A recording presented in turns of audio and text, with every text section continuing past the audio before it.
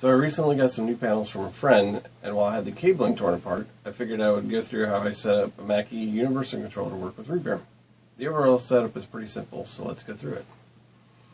The Universal Control requires MIDI to the computer to work, so before you can even start, you need a way to get MIDI into your PC.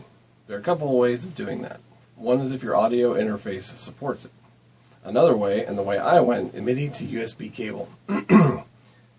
The cable, or really the device, has what you would expect. MIDI on one end and a USB on the other. The one I have, the M-Audio Uno cable, has some handy LEDs that give an indication of what is happening, but really any of them should work. You'll start by plugging in the USB part to the computer, and Windows should pull down the drivers. If not, you'll want to see the manufacturer site for the drivers. Once you have confirmed the install, hook into the in and out ports on the Universal out. Once you have confirmed the install, hook into the in and out ports on the Universal Control. For me, the in went to in and out to the out.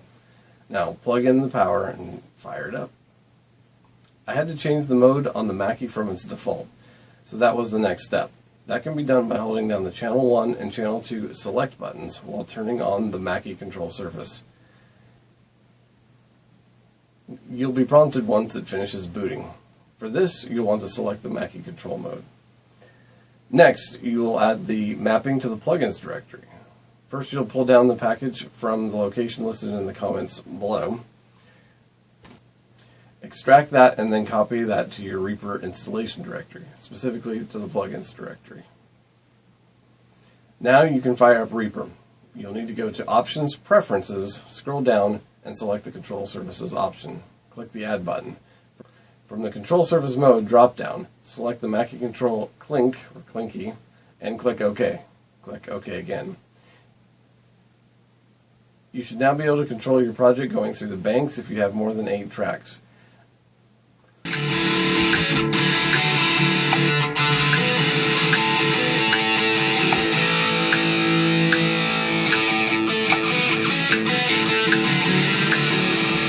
A big thank you to those creating the mapping. Check out the manual and the download for ways to donate if this is useful for you. It also has a lot more details on specifics if you are using other similar control surfaces like the Behringer BCF. One side note is that they have provided an overlay that I printed out and used magnetic tape to hold it in place. This gives me clear indications of what the other buttons do since I don't use the surface every day. I hope it helps make the control surface a useful part of your studio. I know for me it gives a whole new way to mix my music. Thanks.